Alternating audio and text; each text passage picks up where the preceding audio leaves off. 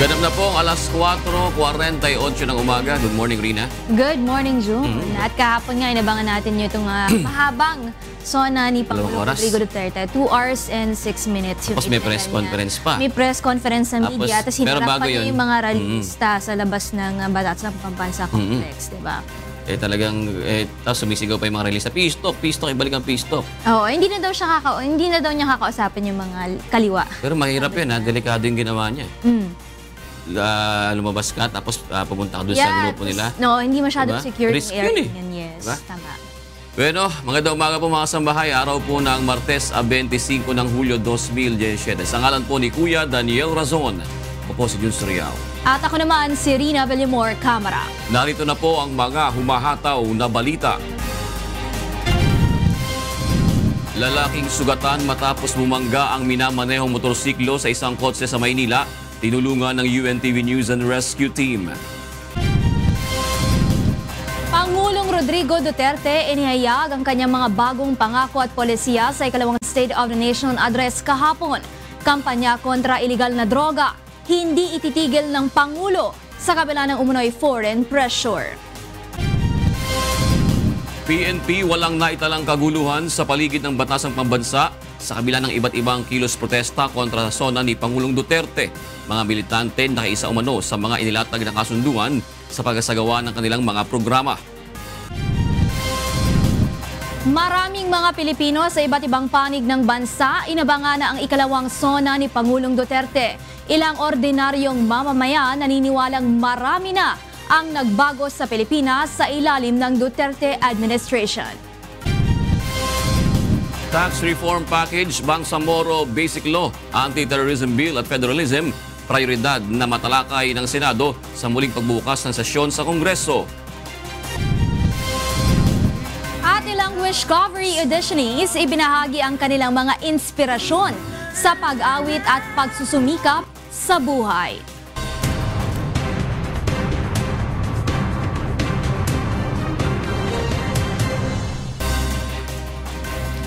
Tumagal ng 2 oras ang State of the Nation address ni Pangulong Rodrigo Duterte kahapon. Inisa-isa nito ang mga bagong pangako at polisiya sa pagpapaunlad ng bansa.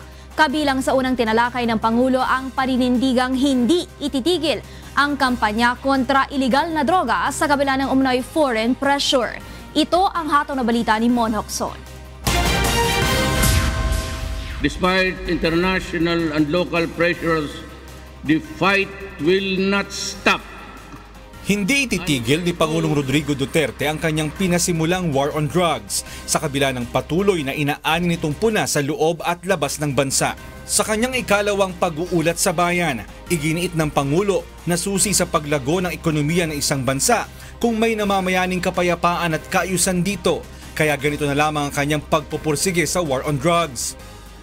That is why I have resolved that no matter how long it takes, the fight against illegal drugs will continue because that is the root cause of so much evil and so much suffering.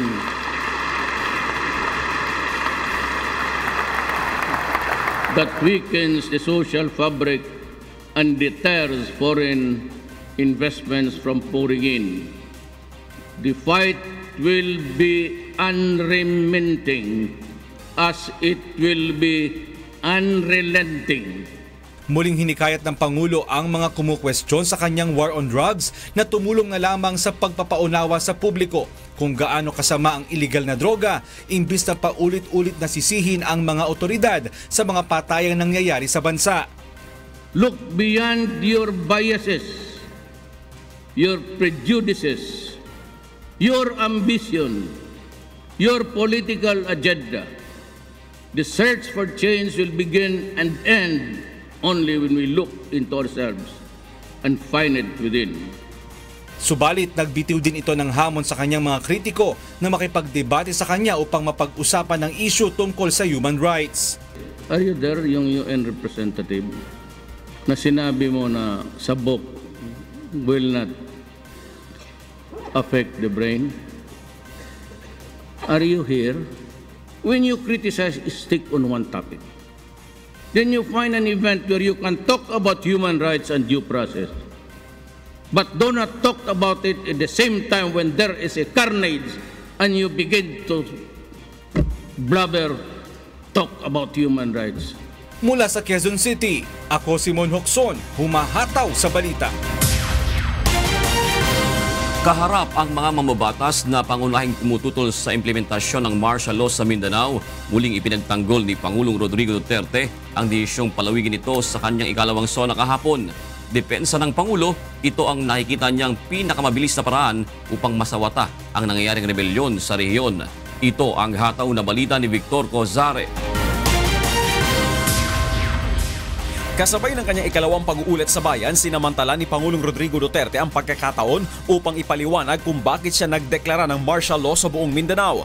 I declared martial law in Mindanao because I believe that that was the fastest way to quell the rebellion at the least cost of lives and properties.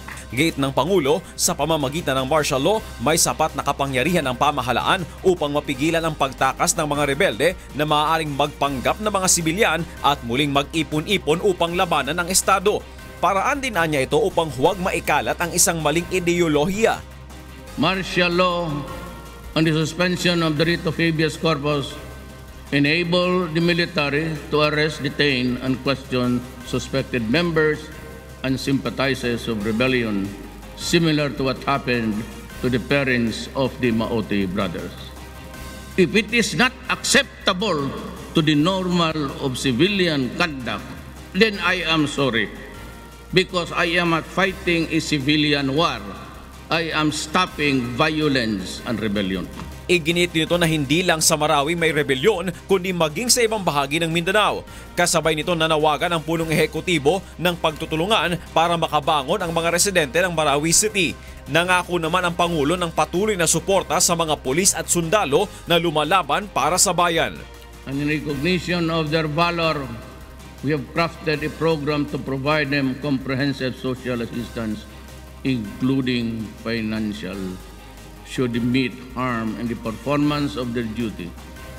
For the family left behind by those who fell or are rendered totally disabled in the line of duty, we shall provide shelter, health, care assistance, education, and employment. That is my way of telling our troops, never fear, do your duty. I stand behind you, so does this government and all its agencies. Mula sa Quezon City, ako si Victor Cozare, humahataw sa balita.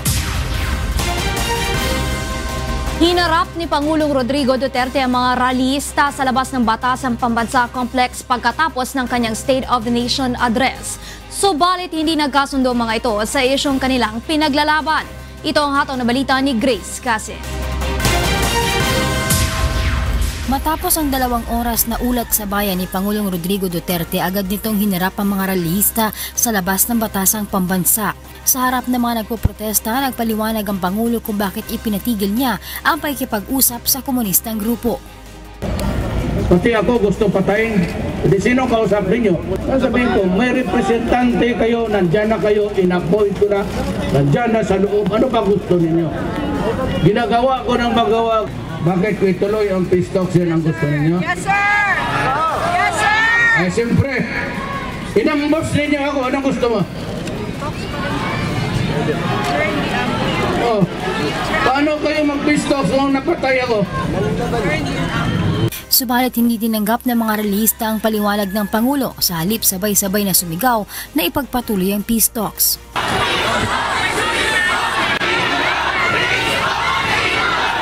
Dahil dito umalis ang Pangulo matapos tila madismaya sa ipinakitang tugon ng mga rallyista. Ngayon yung irespeto, bahala kayo. Sige, sigaw kayo hanggang maubos yung boses ninyo. Pero wag na wag kayong mag-alala. Ayon sa tagapagsalita ng Grupong Bayan, ang naging tugon ng mga militante sa apela ng Pangulo ay pagpapakita lamang ng pagkadismaya sa kanyang mga hakbang. Umihingi siya ng respeto, siyempre kami anytime, pero dapat magpakita rin siya ng respeto at sundan niya ng aktual na gawa yung kanyang mga sinasabi. Kung hindi siya ng panahon, kami naman walang problema sa panahon dahil alam namin 5 years pa siya. Pero ang tanong, mali nga yung mga patakaran. Nasa 5,000 rallyista ay nagsagawa ng kilos protesta kahapon kasabay ng sona ng Pangulo. Bitbit na mga ito ang panawagang pagpapatigil sa martial law sa Mindanao, pagkundina sa patuloy na pakikialam ng Amerika sa mga problema ng bansa, ang pagbasura sa kontraktualisasyon at iba pa. Nangako siya doon sa kontraktualisasyon, hindi pa nararamdaman yan ngayon. Nangako siya na ipatigil yung sa mapanirang pagmimina na si Baxi Gina Lopez. Nangako siya ng independent foreign policy. Ngayon, yung mga Amerikano nandoon na kasama na sa gera sa Marawi. Nangako siya na itutuloy ang usapang pangkapayapaan. Ngayon, nasa alanganin ng peace talks. Sa ilalim nilang ng Duterte administration, pinayagan ng mga rallyista na makalapit sa batasang pambansa para doon magsagawa ng protesta. Mula sa Quezon City, ako si Grace Casin, humahataw sa balita. Nag-ipon-ipon din ang ilang militanteng grupo sa iba't ibang panig ng bansa upang maipaabot ang kanilang mga daing sa Administrasyong Duterte. Ito ang hataw na balita ni Gladys Tuwabi. Sa Davao City, daan-daang mga magsasaka at mga lumad ang nagkilos protesta sa Freedom Park upang iparating kay Pangulong Rodrigo Duterte ang kanilang mga kahilingan. Pangunahin sa isinisigaw ng grupo na itigil na ang batas militar sa Mindanao at itigil na ang umiiral na militarisasyon sa kanilang mga komunidad. Pinakita ng grupo ang replika ng mga kabaong na may nakasulat na hustisya para sa kanilang mga kasamahan na biktima ng umano'y political killing sa Southern Mindanao.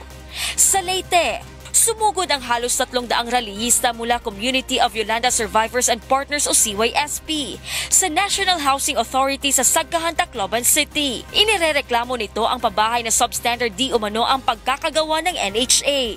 Sa Cebu, nagsagawa naman ng People's Sona ang mga militanteng grupo kasabay ng ikalawang State of the Nation address ni Pangulong Duterte. Kabilang sa mga grupong nakibahagi rito ay ang Workers Alsa Kontraktual, BPO Workers, Piston, Panagugpong Kadamay, Gabriela, Anak Bayan at iba pa. Tanaw pa naman ang kakulangan niya, pero napamanday mga nakita nga paglaom sa wise ang mga saad. Sa 1 to 10, tagraduhan pa naman siguro sa exercise. Sa Negros Occidental, nasa 3,000 militante mula sa iba't ibang grupo sa Bacolod City ang nagsagawa ng kilos protesta sa public plaza ng syudad. Tinututulan din ng mga ito ang pagpapatupad ng martial law sa Mindanao at nananawagang dagdagan ang sahod ng mga manggagawa. At sa Baguio City, iba't ibang grupo ng militante din ang naglakad sa kahabaan ng Session Road upang ipakita ang kanilang paglaban sa Administrasyong Duterte. Hawak ang mga karatulang nakasulat ang iba't ibang hinaing, gaya ng wakasan ang martial law, no to PUJ phase out, resume peace talks at iba pa. Ipinahayag din dito ang mga reklamo ng mga kabataan tungkol sa edukasyon, gayon din ang hinaing ng mga manggagawa. Ako si Gladys Tuwabi, humahataw sa balita. Tinapatan ng mga taga-suporta ni Pangulong Rodrigo Duterte ang kilos protesta ng mga militanteng grupo kasabay ng ikalawang State of the Nation address nito.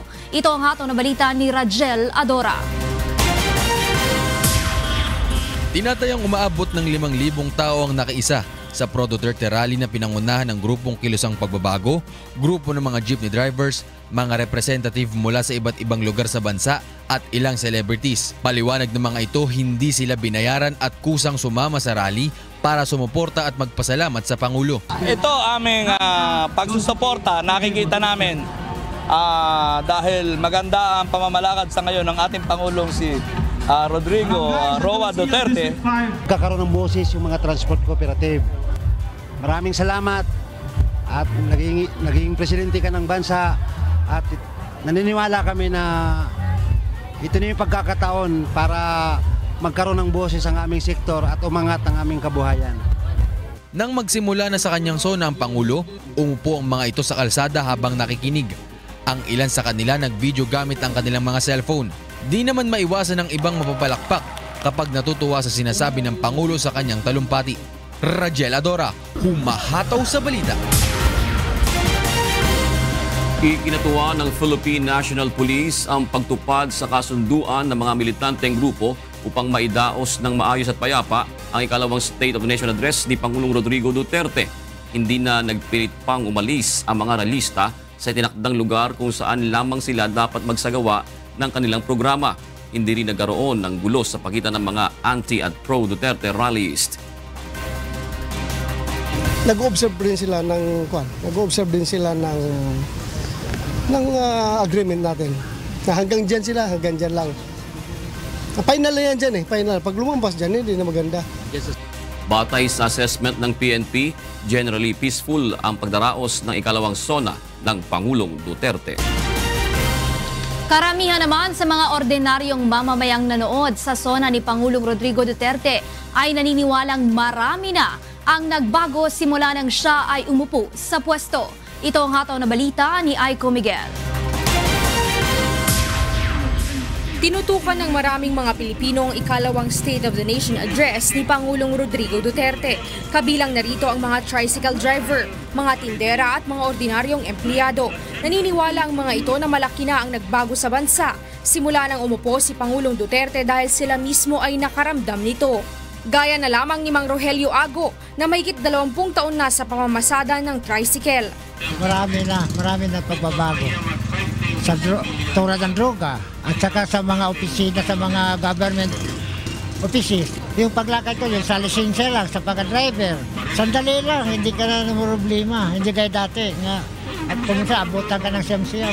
Ayon naman kay Aling Rubelin Trinidad na mahigit 1 taon ng empleyado ng isang burger machine stall, mas madali na anyang makakuha ng benepisyo sa mga ahensya ng pamahalaan. Kasi nagtry ako nun maglakad ng SS ko, mas mabilis na siya compare dati. And then sa lugar naman namin nabawasan yung mga addict. Mas sumusunod na rin anya ang mga tao sa ipinatutupad na mga batas sa bansa. Gaya na lamang ni Mang Leonardo na kahit 20 taon nang nagtitinda ng sigarilyo ay tinigilan na ito dahil sa pagpapatupad ng nationwide smoking ban. Hindi kami mula nung hindi na kami nagbebenta. Dahil masama sa yan kasira Tama lang ma'am na mawala na yan.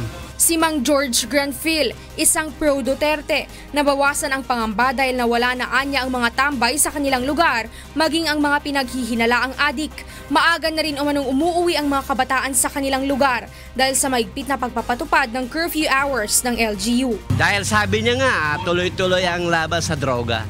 Yun ang pinaka-importante kasi sa transportation kasi LRT, MRT, mga bulok. Wala talaga. Tignan natin sa hinaharap natin, baka gaganda naman pagdating kay Pangulong Duterte. Umaasa rin ang masang Pilipino na mapaunlad pa ang ekonomiya at maging ang transportation system sa bansa nila ay nangangailangan pa ng malaking improvement. Karamihan ay naniniwala na marami pang magbabago sa ilalim ng pamamahala ng Administrasyong Duterte. Mula sa Quezon City, ako si Aiko Miguel, humahataw sa balita. Tinutukan din ng ating mga kababayan sa mga lalawigan ang ikalawang SONA ni Pangulong Duterte. Naniniwala ang mga ito na hindi puro pangako lamang ang mga binitiwang salita ng Pangulo sa kanyang talumpati. Ito ang hataw na balita ni Jerry Galicia. Sinubaybayan ng mga Bulakenyo ang 2 oras na State of the Nation Address ni Pangulong Rodrigo Duterte. Naniniwala ang mga ito na magagawa ng pamahalaan ng Duterte ang mga ipinangako muli ng Pangulo sa isinagawang ikalawang SONA nito at nagpahayag pa ng suporta sa mga programa nito. Bilang isang mamamayang Pilipino, suportado ko siya hanggang matapos ang term niya about sa drugs. Full support ako. Gusto ko mawala ang drugs sa Pilipinas. Positibo naman ang pagtanggap ng mga Sambuangenyo sa naging talumpati ni Pangulong Rodrigo Duterte. Partikular na rito ang paliwanag nito kung bakit nagdeklara siya ng batas militar sa rehiyon at kung bakit kailangan itong palawigin.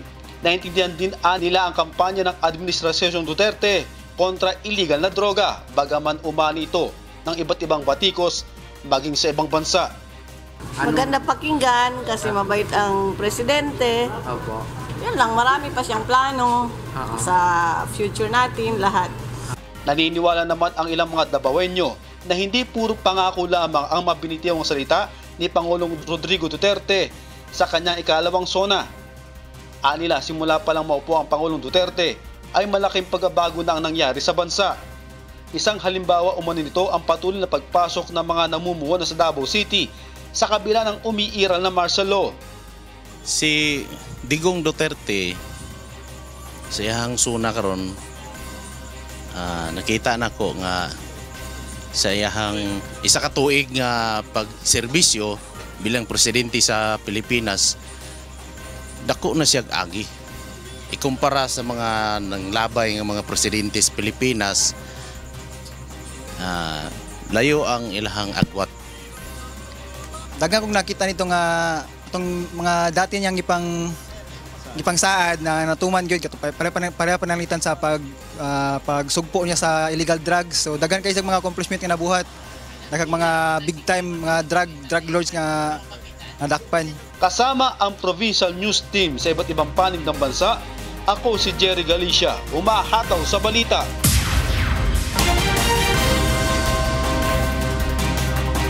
Tinulungan ng UNTV News and Rescue Team ang isang lalaking biktima ng vehicular accident sa Maynila kagabi. Mula sa Maynila, alamin natin ang detalye mula kay Asher Cadapan Jr. live. Good morning, Asher. Yes, June, nakahandusay sa kalsada ang motorcycle rider na si Viker Baid, 38 anyos, matapos itong bumangga sa isang kotse pasado alas 10 kagabi. Ayon sa otoridad, binabagtas ni Viker ang northbound ng Rojas Boulevard at patawid na sa intersection. Ngunit bigla umanong tumawid ang kotse na minamaneho ni Jesus Mapanao mula sa kanto ng UN Avenue, kaya bumangga dito ang motorsiklo. Tumilapon si Viker mula sa motorsiklo at nagtamo ng posibleng bali sa kanang siko at sugat sa iba't ibang bahagi ng katawan. Wala namang anumang sugat ang driver ng kotse. Agad na nilapatan ng paunang lunas ng UNTV News and Rescue Team ang pinsalang tinamo ni Viker at dinala ito sa Philippine General Hospital. June, dinala sa Manila Traffic Bureau ang nawasak ng mga sasakyan habang patuloy na iniimbestigahan ng otoridad ang insidente. Mula sa Maynila, ako si Asher Cadapan Jr., humahataw sa balita. Maraming salamat, Asher Cadapan Jr.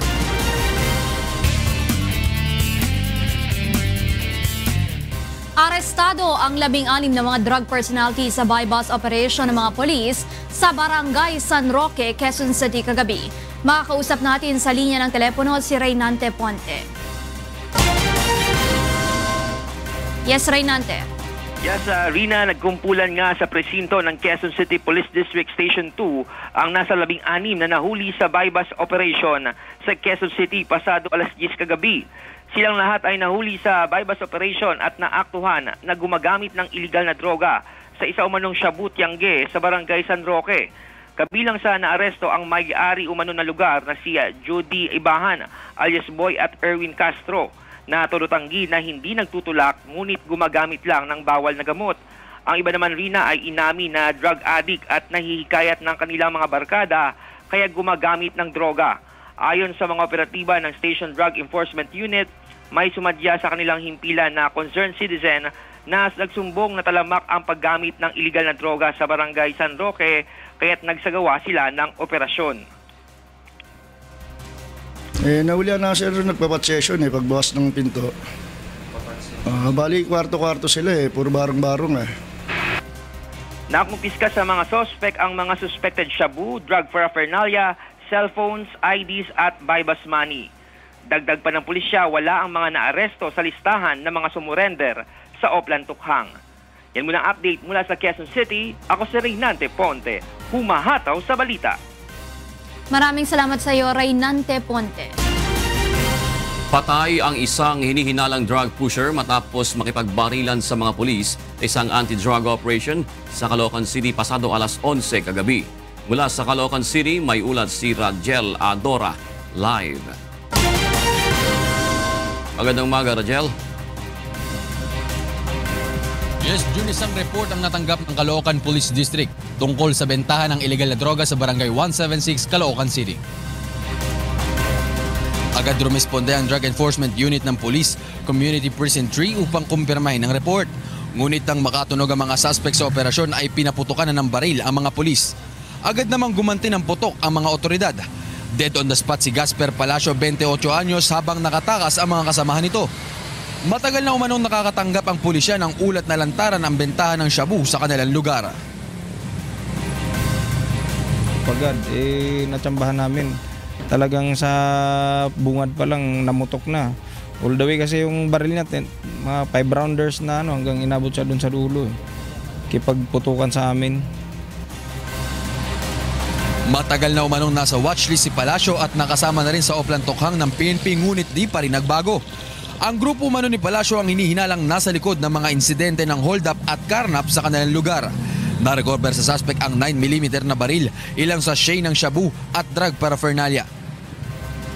June, sa ngayon nga ay hinahanap pa nitong otoridad kung saan naroroon ang mga kasamahan nitong tumakas na suspect. Mula rito sa Caloocan City, Rajel Adora, humahataw sa balita. Maraming salamat, Rajel Adora.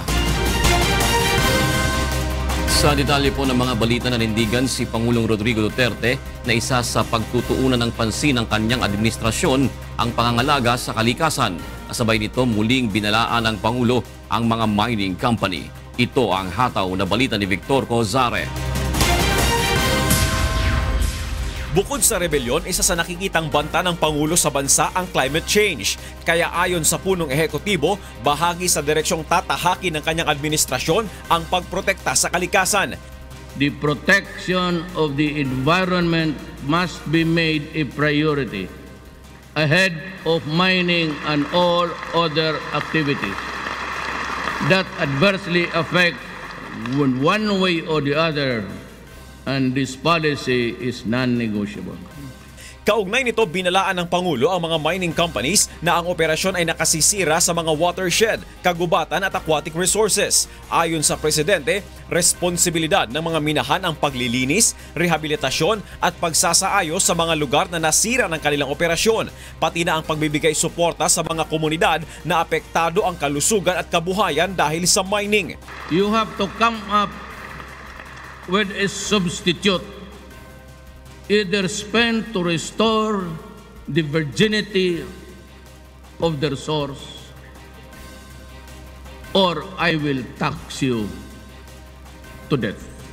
Kasi yung taxes makuha ko, talagang ibubuhos ko. So, I will increase the taxes. Then I will think of something that will compensate or make up for the damage, or at least the income restored. Yeah, otherwise, I'll have to stop mining.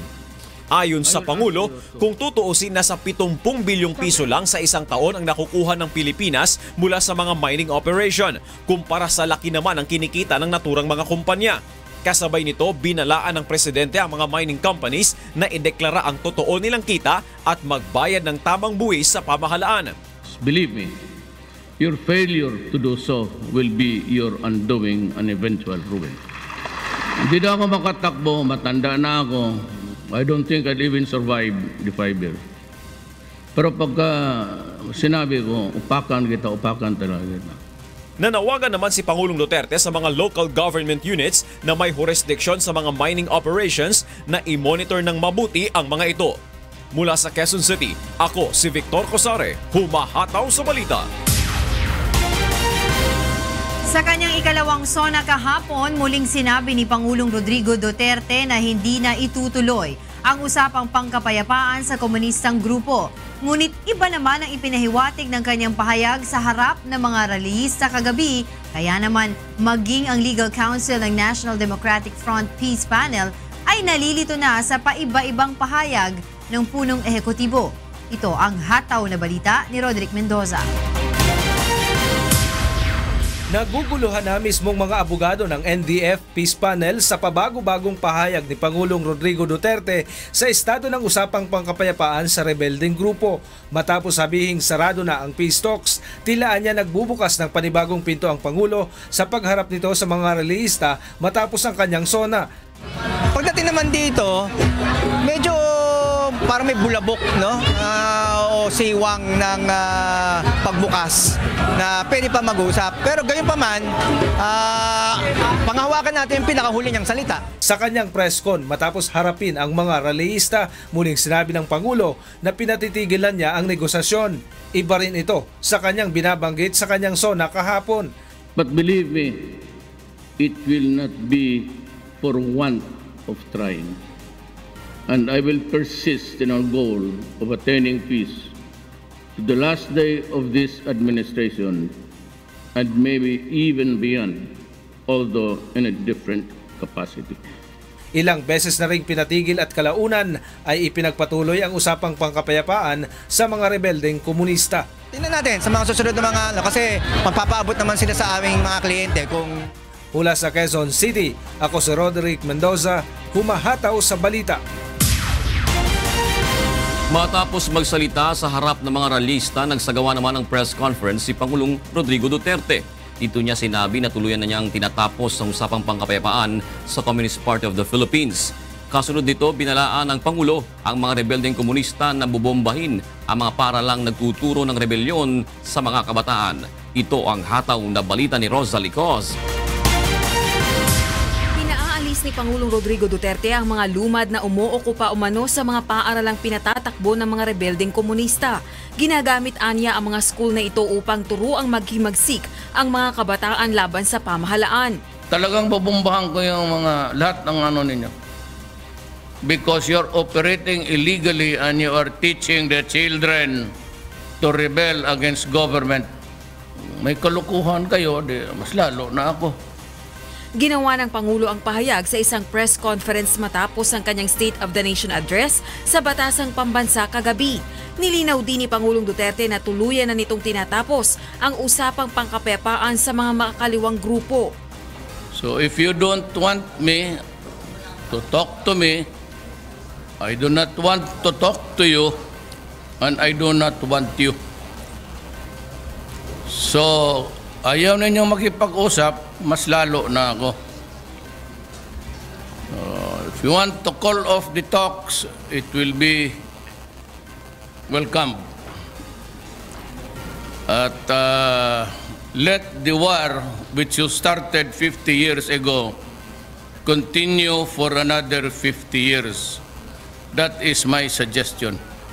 Kung nais umano ng mga itong magkaroon pa ng panibagong bakbakan sa susunod na 5 taon, handa siyang ibigay ito.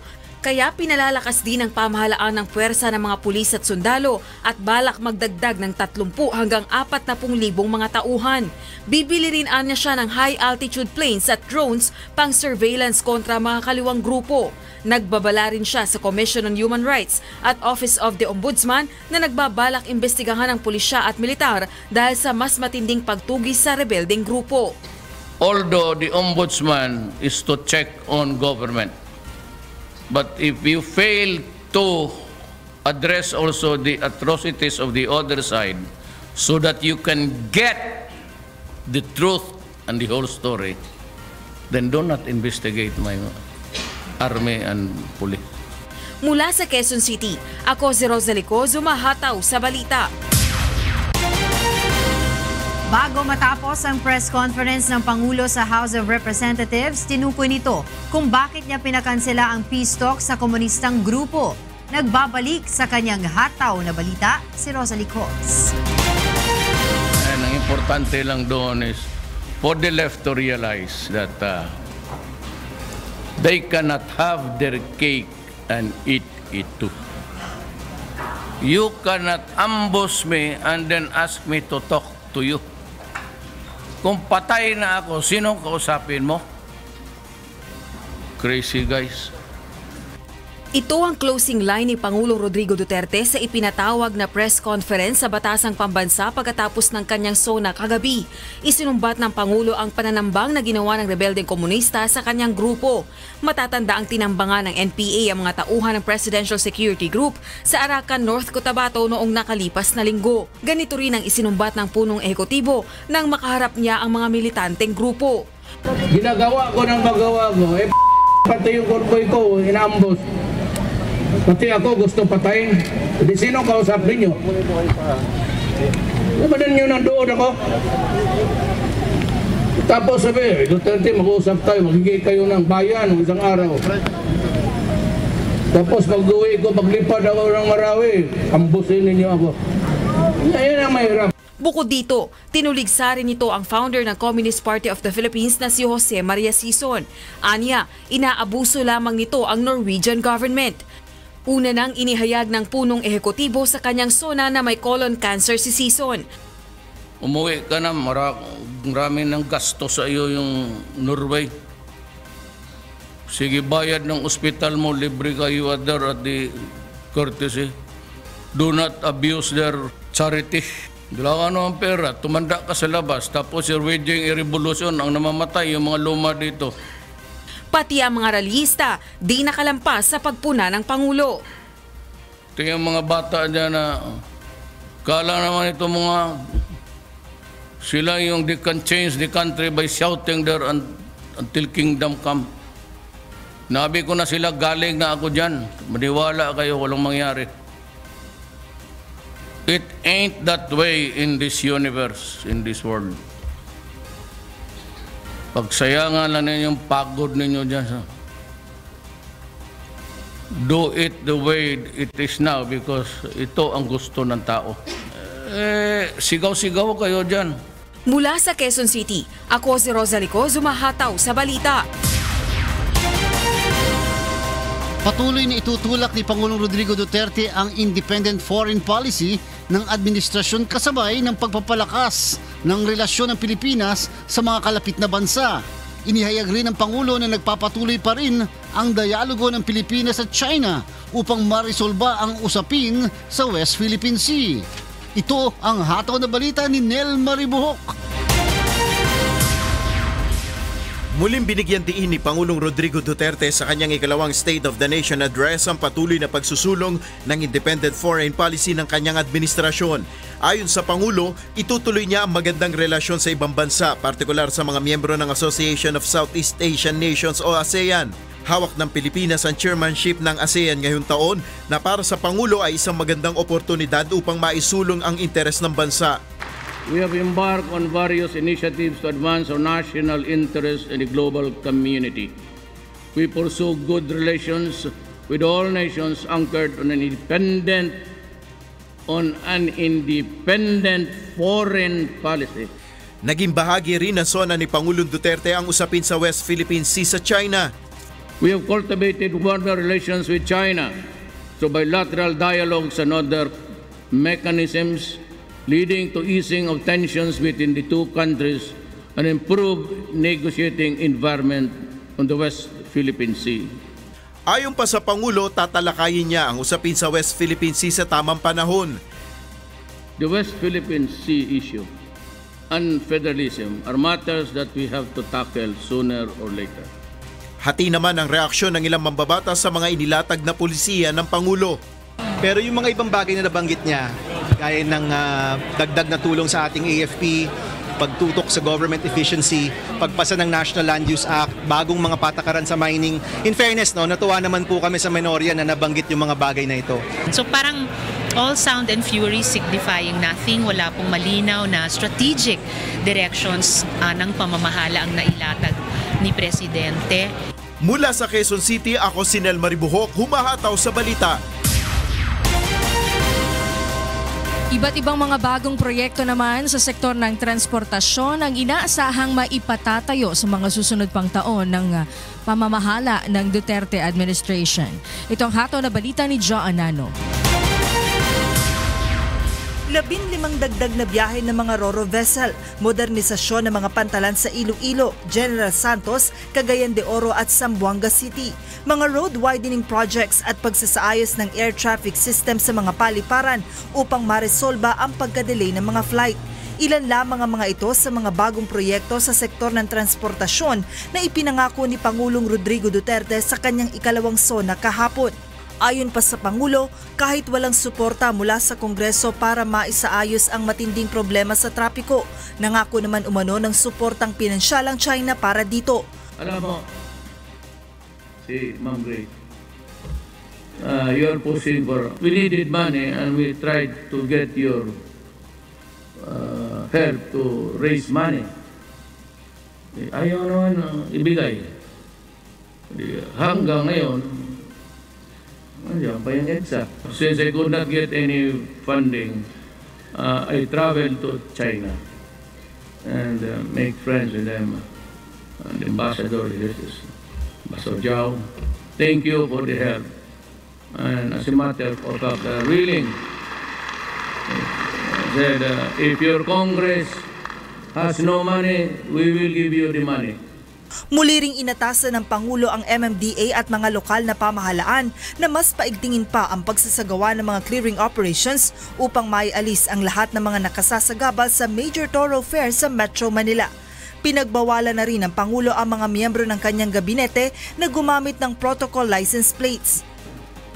Pero I have not authorized my cabinet member to utilize the low plate. So it's not for us to use an ordinary plate. Para walang masabi yung tao.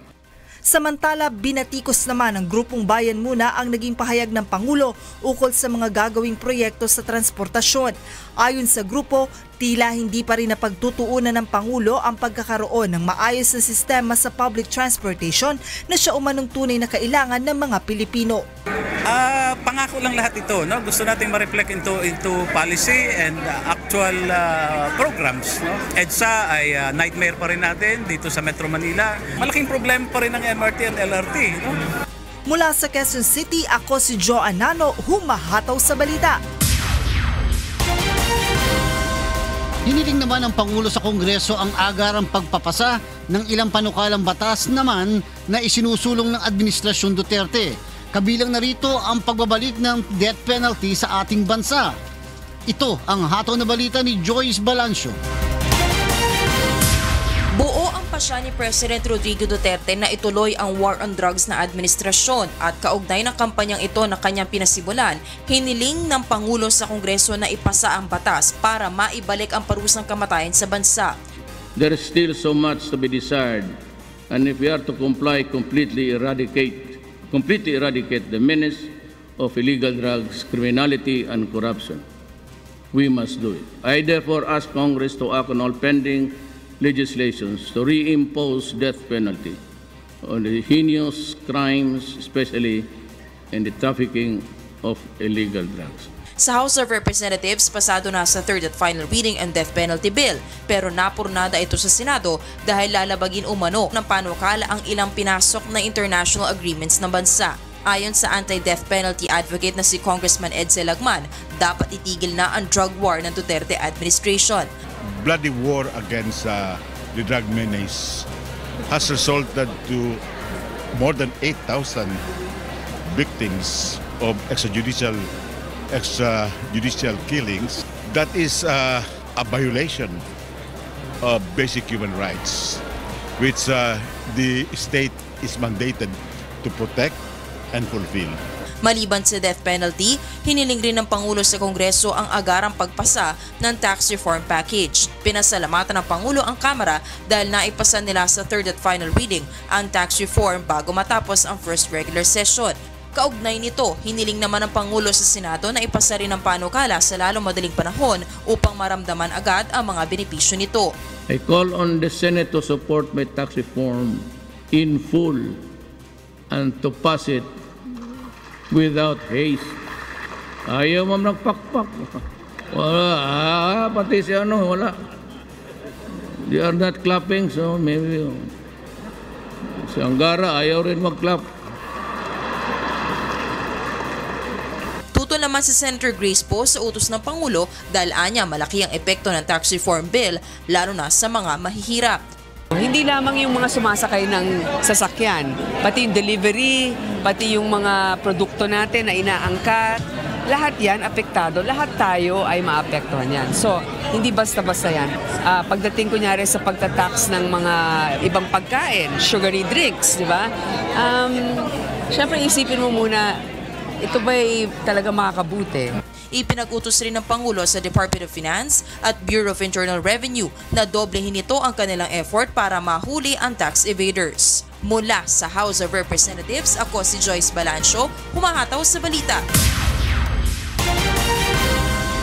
Samantala, inisa-isa naman ni Senate President Coco Pimentel ang mga panukalang batas na prioridad na maipasa ng Senado sa muling pagbubukas ng sesyon ng Kongreso kahapon. Ito ang hataw na balita ni Nel Mariboho. Inilatag ng liderato na mataas na kapulungan ng Kongreso ang mga priority bills ng Senado para sa muling pagbubukas ng sesyon ng Kongreso. Kabilang sa mga priority bills ng Senado ay ang tax reform package, pagpapalakas ng anti-terrorism law, national ID system, universal healthcare bill, Bangsamoro Basic Law at pagsusulong ng federalism. In this session, we will again address issues of national importance. We will ease the burden of working and middle-class Filipinos while ensuring that all government programs remain funded through the Tax Reform for Acceleration and Inclusion Act, or TRAIN. We will ensure the safety of our people by strengthening the anti-terrorism law.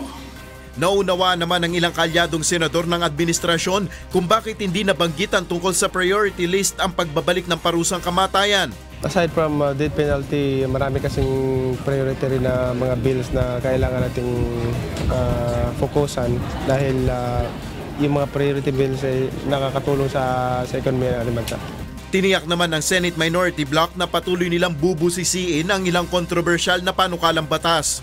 Kailangan pa namin pag-aralan yung tax reform program. Baka dahil isang comprehensive bill siya, baka magiging mahirap na suportahan lahat. You cannot do federalism without a charter change. So we will scrutinize closely. Umaasa si Senate President Coco Pimentel na mas maraming panukalang batas ang maipapasa sa second regular session kaysa noong nakaraang sesyon. Mula sa Pasay City, ako si Nel Mariboho, humahataw sa balita. Mga balita naman sa iba't ibang panig ng bansa ang ihatid sa atin nating balitang Prom Day. Mula sa Baguio City, alamin natin kay Bradley Robusa ang mga balita sa Luzon. Bradley, naimbag na bigat. Yes, June, nagyamanak na imbag na bigat kinyam, kastamot para kadagiti kasang bahay tayo. Dagito'y tidamdamag nga naala tayo dito'y Luzon Region. Asidagan nga maala dagiti talupulok kan talo nga drug surrender, sadyay ili tila Trinidad Benguet, iti pa nagbaliw kadagiti biyagda. Dahil gapo na nakalpas na ito, sadyay umuna nga parte, iti rehabilitation program. Dahil iti damag ni Marvin Calas. Nalpas iti talupulok ket talo a drug surrenderer sa J. Trinidad Benguet iti first phase wenno 6 a bulan a rehabilitation program. Kalpasan iti umuna a parte ti rehabilitation. Agpasarmet iti 80 a bulan nga aftercare program dagitoy nga idaulwan dagiti local government unit sa J.Ili. So we will continue to give the aftercare program, but since the lead agency for this aftercare program is the DSWD, maybe these clients who completed the primary care program will be referred to the local government units to continue with the aftercare program. Pagarupmet ni Trinidad Benguet Mayor Romeo Salda nga agbalin nga inspirasyon dagiti talupulok ket talo a rehabilitation candidates kadagiti kakadwada tapno agpasarmet dagitoy iti rehabilitation program. Agyaman met dagiti drug surrenderer para iti gundaway nga iti ili kinyada tapno agbaliw iti biyagda. Salamat po't nakaupo si Duterte dahil kung hindi nakaupo baka malamang andyan pa kami sa tabi-tabi, ma'am. At saka maganda po yun dahil marami po siyang natulungan mga pamilya. Mostly po kasi sa amin mula nang gumamit po kami ng droga. Mostly pa sa amin, nasira yung relasyon namin sa mga pamilya namin, ganun. Yun. Manipod dito Baguio City, siyak ni Marvin Calas, humahataw sa balita. Agtultuloy ti mararamat nga training kadagiti rescue team sa J Region 3 tapno masanay dapay dagiti naadalda.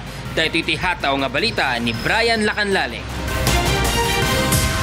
Bipailalam laking collapse structure search and rescue training ding rescuers iba't King City at Provincial Disaster Risk Reduction Management Office King Region 3. Makabilang yakareti ing Tarlac, Bulacan, Pampanga, Nueva Ecija, Olongapo City, San Fernando City, Ampuang ing Cabanatuan City. Pakinaning programa ami paangat pa ing belwan rading rescuer king pamagrespondi karing insidente ame nga lasak agusali ang pongking landslide.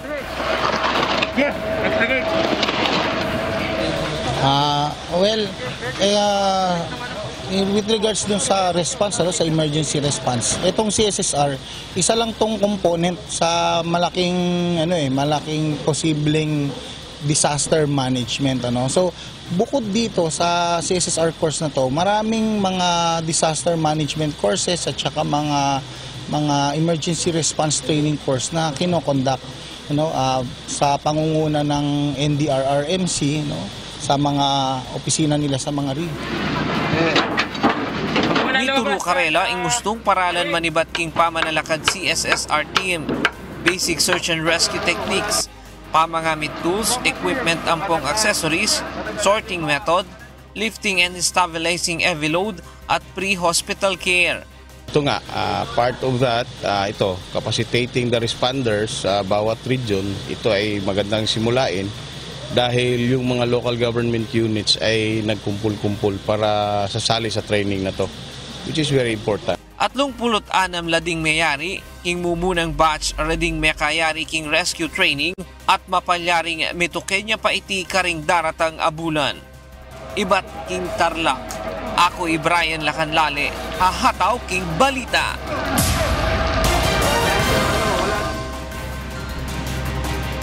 Dagita ti damdamag nga naala tayo dito'y Luzon Region. Manipod dito'y Baguio City, agsublikin niyayo dita studio, June. Agyamanak Bradley Robuza. Para naman sa mga balita sa Visayas, nasa Cebu City si Deb Riveral. May buntag, Deb. Yes, daghang salamat June ug maayong buntag sa atong mga kasangbahay. Aniya na mga balita gikan sa nakalain-laing bahin sa Visayas. Gipangayo sa mga mag-uma og tubo sa Negros Occidental nga ipahunong na ang pag-angkat og high fructose corn syrup. Gahapon 5 kagatos nga mga mag-uma ang nangulo sa signature campaign aron iduso ang ilahang panawagan. 53% nga sugar production na sa nasod nagikan sa Negros. Ang high fructose corn syrup sab ang gigamit sa laing food productions hulip sa asukar. Matod sa mga mag-uuma, hinay-hinay nga patyo niini ang industriya sa asukaran sa bahin sa Negros tungod magkagamay ang demand sa asukar. Sa laing bahin, midumog ang halos 3 kagatos ka mga rallyista gikan sa Community of Yolanda Survivors and Partners o CYSP sa National Housing Authority sa Sagkahan, Tacloban City gahapon. Gireklamo niini ang pabalay nga giingong substandard ang pagkamugna. Matod pa sa mga niini, gingong giuna sa DPWH ang pagtukod og tide embankment sa nagkalain-laing lugar kaysa tarungon ang ilahang mga puy-anan. Pero matod sa NHA, gisunod nila ang standard layout para sa mga pabalay sa gobyerno o giingong adunalay gamay nga pagbago sa dihang gipasa kini sa nakadaog nga bidder nga developer o contractor. Og kana ang mga balita nga atong nakuha dinhi sa rehiyon sa Kabisayan. Gikan dinhi sa Cebu City, balik din ha sa inyo June. Daghang salamat Deb Riveral. At mula naman po sa Zamboanga City, makibalita tayo kay Dante Amento. Buenos dias, Dante. Muchísimas gracias, June, y buenos días con vosotros, mga kasangbahay. Aquí al mga notisya na rehiyon de Mindanao. Aminado el Oficina de Policía del Ciudad de Zamboanga que necesita hacer massive information campaign con el Orden Ejecutivo 26 o nationwide smoking ban, particularmente yan na de ellos mga gente que primeramente enforcer del EO. Por medio de este hay tiene bastante saber en los enforcer de ley y para implementar buenamente con el mencionado mandamiento, incluido na mga importante saber el autoridad, mga lugar si donde está prohibido con el Puma. Hay pone también el PNP mga materiales de información en conexión con el smoking ban. Or in order to avoid miscarriage of the information, we are expected to conduct an orientation to our men in the field. No, kasi they are the last person to implement. Mientras tanto, na otra noticia, ya empieza ayer el Oficina Regional de Policía 11 y el gobierno local del Ciudad de Davao con el Community-Based Recovery and Wellness Program. Objeto de ese dale con el necesitado ayuda por los drug reformists na ciudad para finalmente ay puede estos cambiar. Actualmente tiene registrado y alcanza 4,000 vendedor de droga na ciudad de Davao. It's a multi-sectoral program including yung lahat ng stakeholders, barangay, Davao City, and then PNP, kami, lahat ng halos DOH, DSWD. This is an advocacy program. Dapat nag-iingan nyo kami lahat ng mga reformists na or nag-surrenders na mag-enroll talaga sa mga barangay. Estimamas de 11,000 vendedor de droga na ciudad de Davao el target para ayudar cambio vida el ciudad. Es el mga notisya ya sa kagitan na rehiyon de Mindanao. Estaba aquí na ciudad de Zamboanga, vera con vosotros otra vez, June. Gracias, Dante Aumentu. Ibinahagi ng ilang mga Wishcovery auditionee sa Cabanatuan City ang kanilang inspirasyon at dahilan ng pagsali sa pinakaabangang singing competition, ang Wishcovery. Narito ang report ni Leslie Longbowen. Magbalik ka sa akin, di ko kakayanin kung ika'y mawawala sa aking piling, di ko Sa likod ng bawat awit ay kwento ng pag-asa at baong pangarap. Ito ang aming natuklasan sa aming panayam sa ilang mga Wishcovery auditionees sa Cabanatuan City. Isa si June Paul Alvarida sa mga nagbahagi sa atin ng kanyang kwento. Gumising pa ng alas 3 ng madaling araw si June Paul para sadyain ang kabanatuan mula pa sa Makati City para makapag-audition. Papasok na kasi siya sa kanyang bagong trabaho sa susunod na linggo. Tinignan ko po yung audition saan po pwede malapit.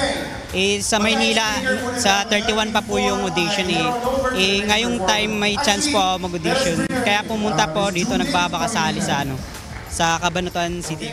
Mula sa puso ay inawit niya ang isa sa mga paborito niyang piyesa na Pagbigyang Muli.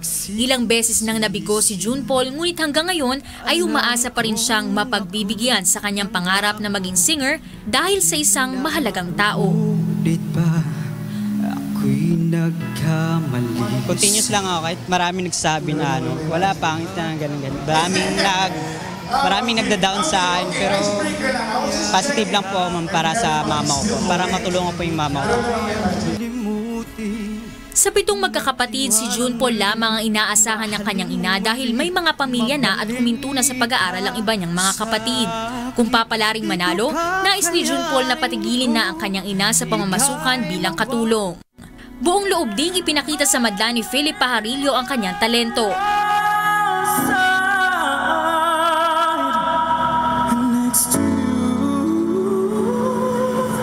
Bata pa lamang ay natuto na si Philip na kumanta. Nung bata po ako, tinuruan po ako ng papa ko na kumanta. Kasi siya po talaga yung pinakamalaking influensya ko ng music sa buhay ko.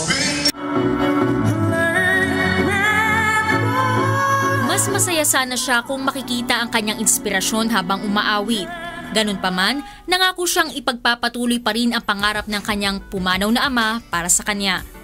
Inaalay ko po yung pagsali ko dito sa papa ko po kasi po dream po talaga niya na mapanood po sana ako sa isang malaking competition which is on TV kasi alam ko hindi na po niya taabutan pero ipagpapatuloy ko pa rin po yun. Sina June Paul at Philip ay ilan lamang sa mga nag-aasam na maging kauna-unahang winner ng Wishcovery. Magkaiba man ang kanilang kwento, iisa lang ang kanilang pangarap. Ang maibahagi ang kanilang talento sa mundo para sa mga taong malapit sa kanilang puso. Mula sa Cabanatuan City, ako si Leslie Longbowen, humahataw sa balita.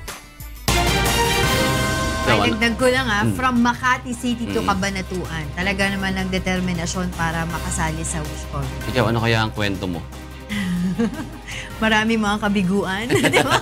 Ngayon ba mga hugot mo? Hanggang ngayon, bigo pa rin. Para makasali sa Wishcovery. Ay nako. Para po sa mga karagdagang balita, bumisita lamang sa aming website, ang untvweb.com. At yan po ay kalawang paghataw ng mga balita sa umagang ito ng Martes 25 ng Hulyo 2017. Magbabalik po ang Good Morning Kuya